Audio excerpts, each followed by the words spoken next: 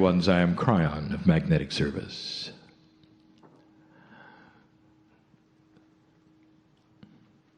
And I say that every time. It means that which is multidimensional. For still misunderstood on this planet is magnetics. Not understood is one term, misunderstood is another. For it is a quantum attribute of your reality. One of the few that spills over into your life on an everyday way. And I am in service in a quantum way to you. Relax for a moment. A message that's never been given in this fashion before is about to be given. I want my partner to go slow. The message is multifaceted, and it's one of power. It's one of history. And there are many things to read into this, even beyond the words that will be spoken this day.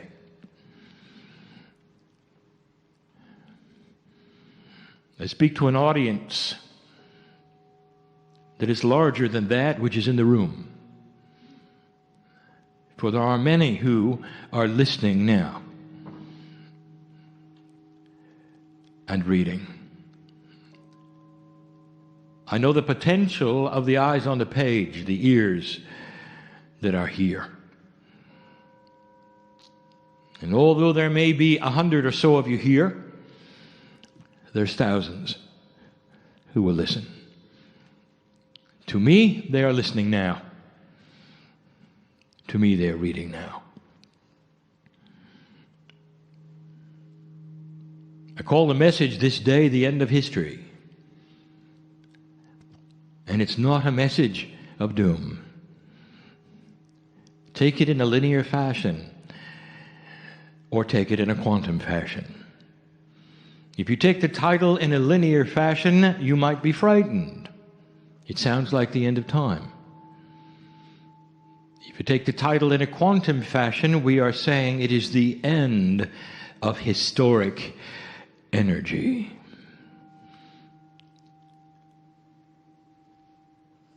There's a shift happening on the planet. We're going to come back to that statement in the end. And for me to do this correctly and appropriately, I may offend some because of the history energy that is inbred in some of you who have been taught a certain way. And I ask you to be patient with this, my message, to become unified with me as I give it. For I want to take you back and explain some things to you. To paint a picture, moving around in historic times, I want to go back to Abraham.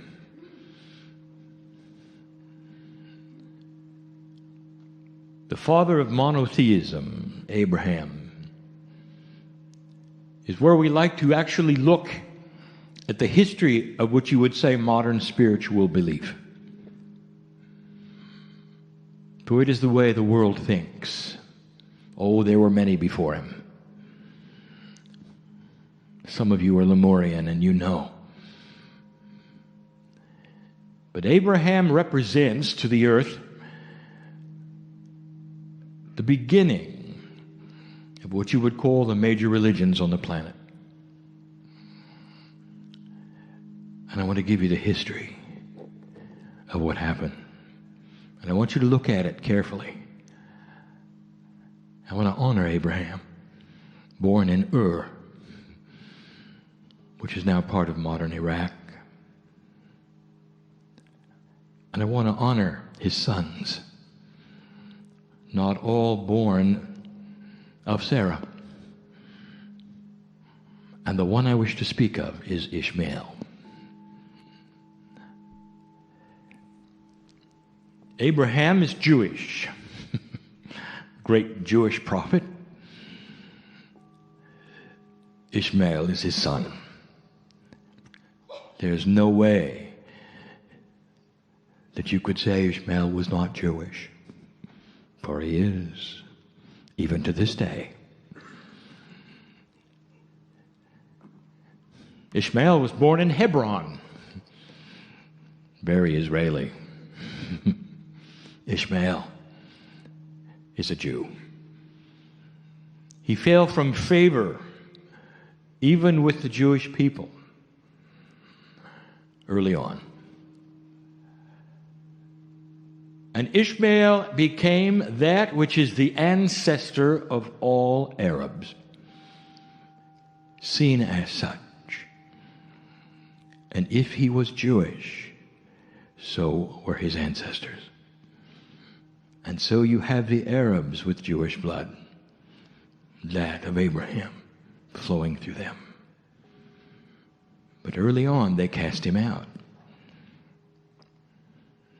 And so although you had the one God and the monotheism, and you had the principle of the love of God and the unity of God, there was a split. The truth was mixed with untruth. And even to this day, there would be 1 billion human beings who would say it was Ishmael, not Isaac, who was almost sacrificed at the Temple Mount. And what is the truth there? Maybe it's a metaphor for both. Human beings are not built to unify. In an old energy on the planet of those days and even the days that you were born in, the energy laid upon you to separate, not unify. And that is why they call it the old energy. Oh, they were wise men and women who knew better. But it is the old energy that separates and divides. Let me tell you about Muhammad. Muhammad, the prophet. Muhammad, who is of the lineage of Ishmael, who is of the lineage of Abraham. Muhammad was a Jew. Now that was his lineage, but not necessarily his culture. But remember the lineage. Muhammad had a beautiful, beautiful meeting. More than one. With an angelic presence. The angels talk to humanity. But how many of you have put together that most of the angels that ever talked to a human being talked to Jews? Like Muhammad, like Moses, like Jesus, like Abraham. Well, this was part of the setup of history. Part of what makes the Jewish lineage more important. And we have spoken of before, as go the Jews, go earth, there is something there to look at, and it is going to change. And Muhammad's information from the angel was this: unify the Arabs and give them the God of Israel. And he did. And he did. And the information he had was beautiful, written down after he was gone, about the love of God. Muhammad the prophet was a unifier, not a separatist.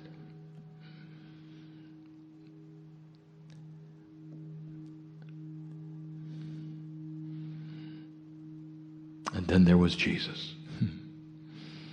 Long before Muhammad, Jesus the Jew, responsible for what you would call Christianity today, All of his disciples were Jewish.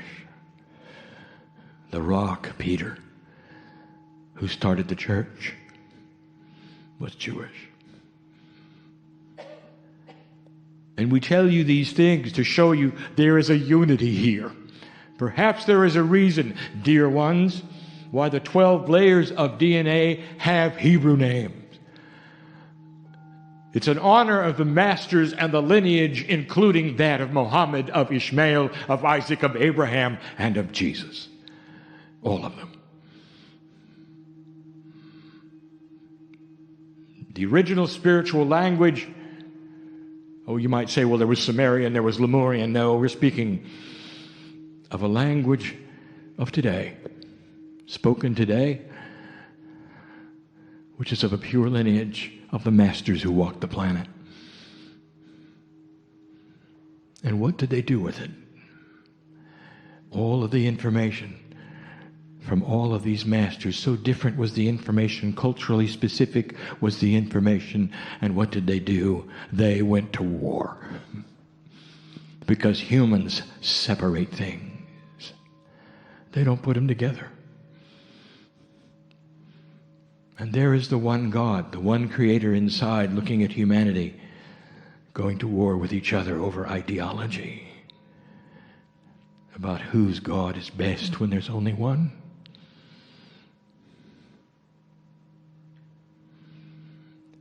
And that's ancient history.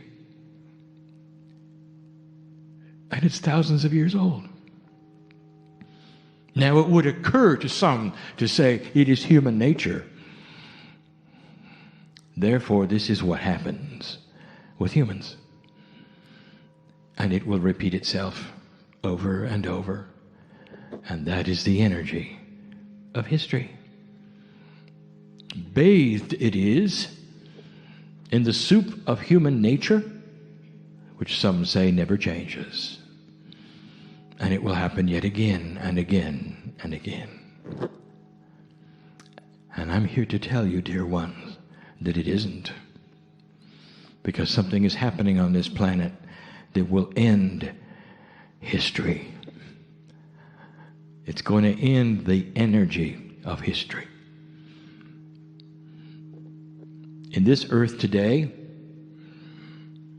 those who were born in Israel are taught from birth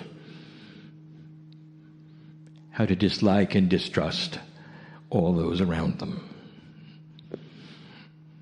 At this time in history on this earth, those around them from birth are taught how to hate the Jews. Carefully taught. And in this they are proud, because it is the lineage of their ancestors and they want to follow historic protocol.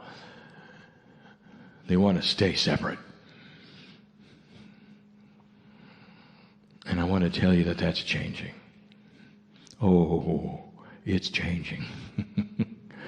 It's changing in the places you don't expect. It's changing in Jerusalem. It's changing in Iran.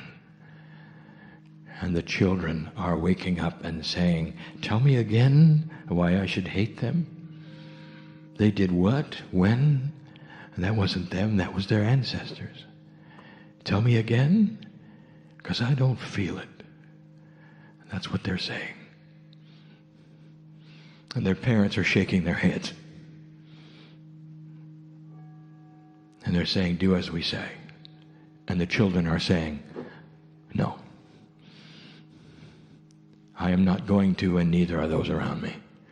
And it's making a difference on this planet, and it is not being recorded. It is not being reported. Your media has no idea what to do with it, and it doesn't seem to even be news to them. And yet it is one of the greatest energies this planet is seeing. And I'm here to tell you it's real, and it's happening under the hood, you might say. Oh, there are other things I'd like to report to you.